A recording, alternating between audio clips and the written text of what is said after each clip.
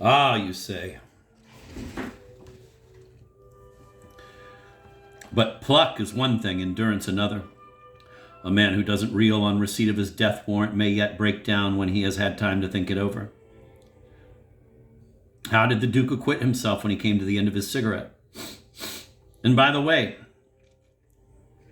how was it that after he had read the telegram, you didn't give him again an hour's grace?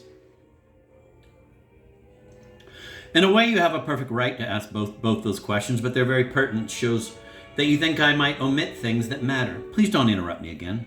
Am I writing this history, or are you? Though the news that he must die was a yet sharper douche, as you have suggested, than the douche inflicted by Zuleika, it did at least leave unscathed the Duke's pride. The gods can make a man ridiculous through a woman, but they cannot make him ridiculous when they deal him a blow direct. The very greatness of their power makes them, in that respect, impotent. They had decreed that the Duke should die, and they had told him so. There was nothing to demean him in that. True, he had just measured himself against them, but there was no shame in being gravelled. The peripety was according to the best rules of tragic art. The whole thing was in the grand manner. Thus I felt that there were no indelicacy this time in watching him. Just as pluck comes of breeding, so is endurance especially an attribute of the artist. Because he can stand outside himself, and if there be nothing ignoble in them, take a pleasure in his own sufferings, the artist has a huge advantage over you and me. The Duke, so soon as Zuleika's spell was broken, had become himself again, a highly self-conscious artist in life. And now, standing pensive on the doorstep, he was almost enviable in his great affliction. Through the wreaths of smoke which, as they came from his lips, hung in the sultry air as they would have hung in a closed room, he gazed up at the steadfast thunderclouds. How nobly they had been massed for him. One of them, a particularly large and dark one, might with advantage, he thought, have been placed a little further to the left. He made a gesture to that effect. Instantly the cloud rolled into position. The gods were painfully anxious now to humor him in trifles. His behavior in the great emergency had so impressed them at a distance that they rather dreaded meeting him anon at close quarters. They rather wished they had not uncaged last night the two black owls. Too late! What they had done, they had done.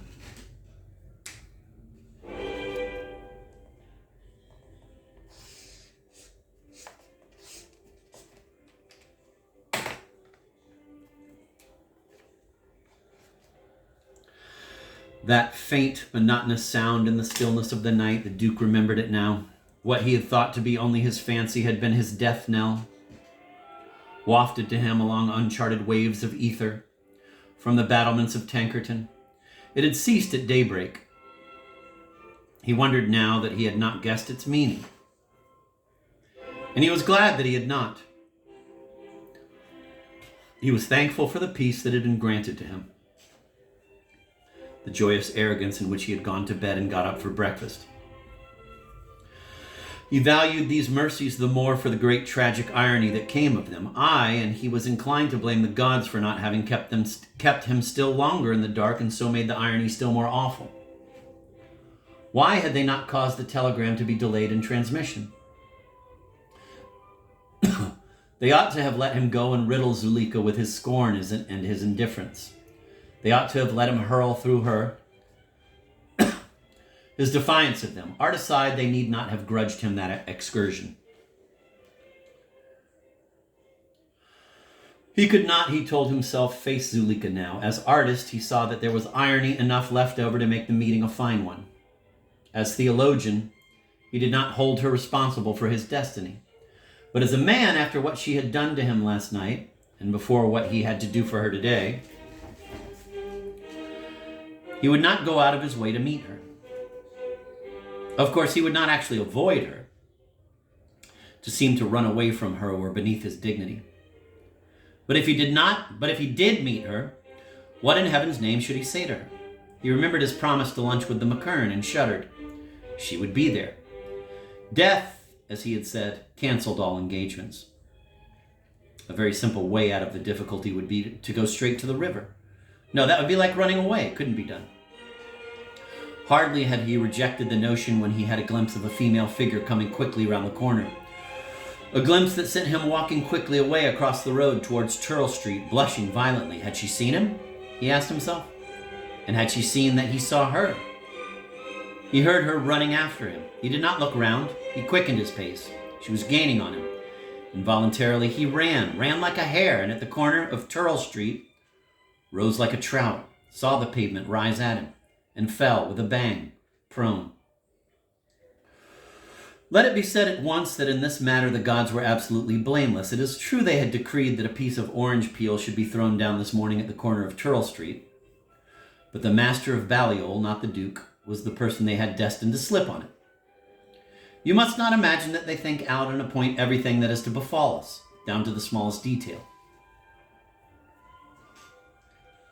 Generally, they just draw a sort of broad outline and leave us to fill it in according to our taste. Thus, in the matters of which this book is record, it was they who made the warden invite his granddaughter to Oxford, and invite the Duke to meet her on the evening of her arrival, and it was they who prompted the Duke to die for her on the following Tuesday afternoon. They had intended that he should execute his resolve after or before the boat race of that evening, but an oversight upset this plan.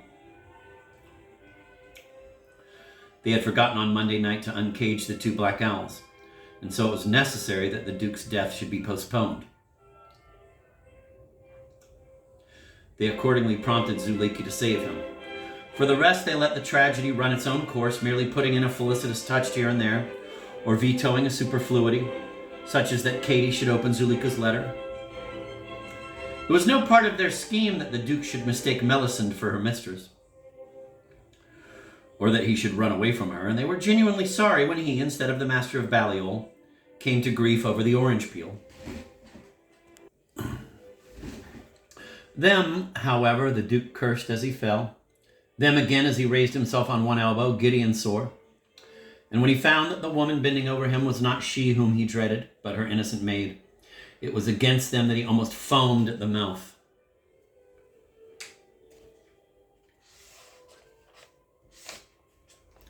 Monsieur le Duc has done himself harm, no? Panted Melisande. Here is a letter from Miss Dobson's part. She say to me, give it him with your own hand. The Duke received the letter and sitting upright tore it to shreds, thus confirming a suspicion which Melisande had conceived at the moment when he took to his heels, that all English noblemen are mad, but mad and of madness.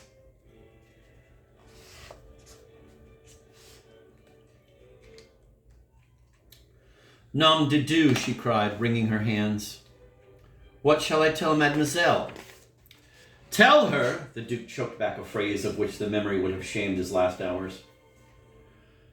Tell her, he substituted, that you have seen Marius sitting among the ruins of Carthage, and limped quickly away down the Turl.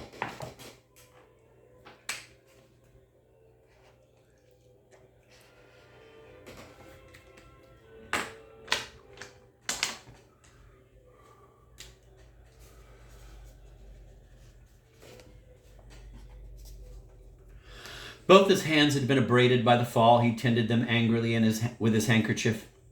Mr. Druce, the chemist, had anon the privilege of bathing and plastering them, also of balming and binding the right knee and the left shin. Might have been a very nasty accident, your grace, he said. It was, said the Duke. Mr. Druce concurred. Nevertheless, Mr. Druce's remark sank deep. The Duke thought it quite likely that the gods had intended the accident to be fatal, and that only by his own skill and lightness in falling had he escaped the ignominy of dying in full flight from a lady's maid. He had not, you see, lost all sense of free will. While Mr. Druce put the finishing touches to his shin, I am utterly proposed, he said to himself. I am utterly purposed, he said to himself, that for this death of mine I will choose my own manner and my own, well, not time exactly, but whatever moment within my brief span of life shall seem aptest to me. Unberufen, he added, lightly tapping Mr. Druce's counter.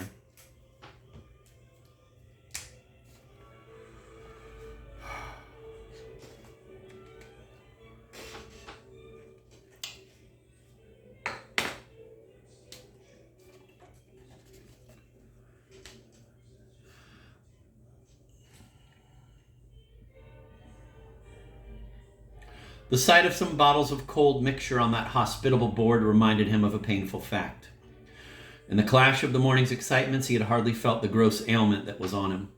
He became fully conscious of it now, and there leapt in him a hideous doubt. Had he escaped a violent death only to succumb to natural causes? He had never hitherto had anything the matter with him, and thus he belonged to the worst, the most apprehensive class of patients. He knew that a cold, were it neglected, might turn malignant, and he had a vision of himself gripped suddenly in the street by internal agonies, a sympathetic crowd and ambulances darkened a bedroom, local doctor making hopelessly wrong diagnosis, eminent specialists served up hot by special train, commending local doctor's treatment but shaking their hands, commending local doctor's treatment but shaking their heads and refusing to say more than he has youth on his side. A slight rally at sunset. The end. All this flashed through his mind. He quailed. There was not a moment to lose. He frankly confessed to Mr. Druce that he had a cold.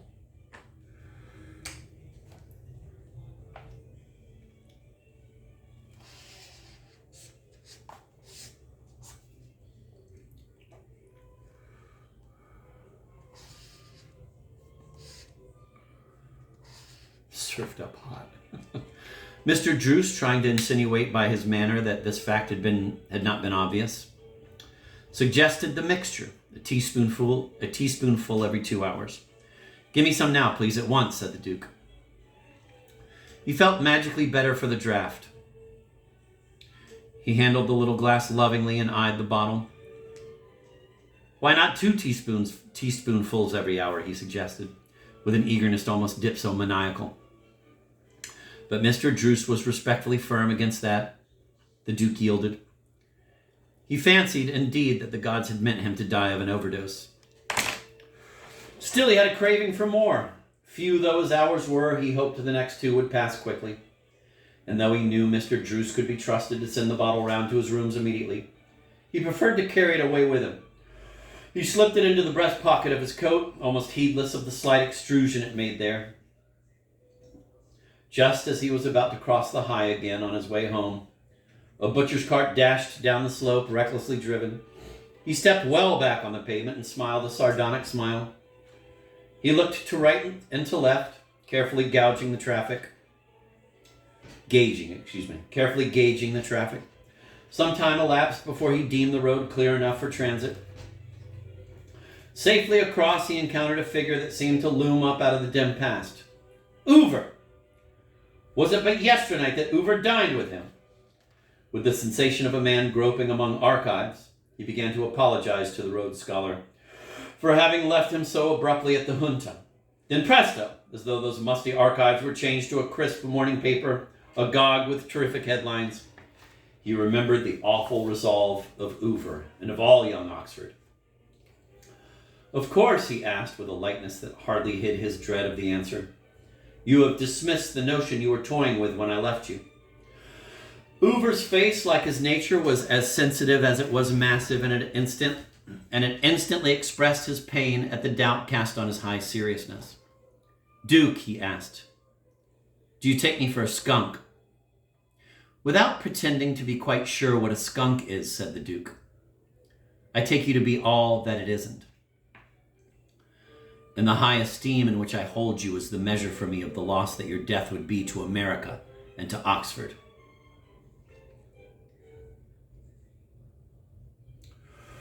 Hoover blushed. "Duke," he said, "that's a bully testimonial, but don't worry. America can turn out millions just like me, and Oxford can have as many of them as she can hold. On the other hand, how many of you can be turned out as per sample in England? Yet you choose to destroy yourself. You avail yourself of the unwritten law, and you're right, sir. Love transcends all."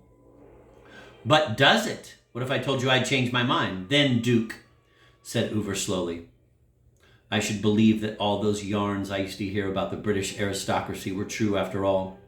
I should aver that you were not a white man, leading us on like that, and then say, 'Duke, are you going to die today or not?' As a matter of fact, I am, but shake." "But," Hoover wrung the Duke's hand and was passing on. "Stay," he was adjured. Sorry, unable. It's just turning 11 o'clock and I have a lecture. While life lasts, I'm bound to respect Rhodes' intentions. The conscientious scholar hurried away. The Duke wandered down the high, taking counsel with himself. He was ashamed of having so utterly forgotten the mischief he had wrought at large. At dawn he had vowed to undo it. Undo it he must, but the task was not a simple one now. If he could say, "Behold, I take back my word, I spurn Miss Dobson and embrace life," it was possible that his example would suffice. But now that he could only say, "Behold, I spurn Miss Dobson and will not die for her, but I am going to commit suicide all the same," it was clear that his words would carry very little force. He saw with pain that they placed him in somewhat a ludicrous position. His end, as designed yesterday, had a large and simple grandeur. So had his recantation of it. But this new compromise between the two things had a fumbled, a feeble, and ignoble look. It seemed to combine all the disadvantages of both courses. It stained his honor without prolonging his life. Surely this was a high price to pay for snubbing Zuleika. Yes, he must revert without more ado to his first scheme. He must die in the manner that he had blazoned forth. And he must do it with a good grace, none knowing he was not glad. Else the action lost all dignity. True, this was no way to be a savior, but only by not dying at all could he have set a really potent example. He remembered the look that had come into Hoover's eyes just now at the notion of his unfaith. Perhaps he would have been the mock, not the savior of Oxford. Better dishonor than death, maybe. But since die he must die not belittling or tarnishing the name of Tanville Tankerton.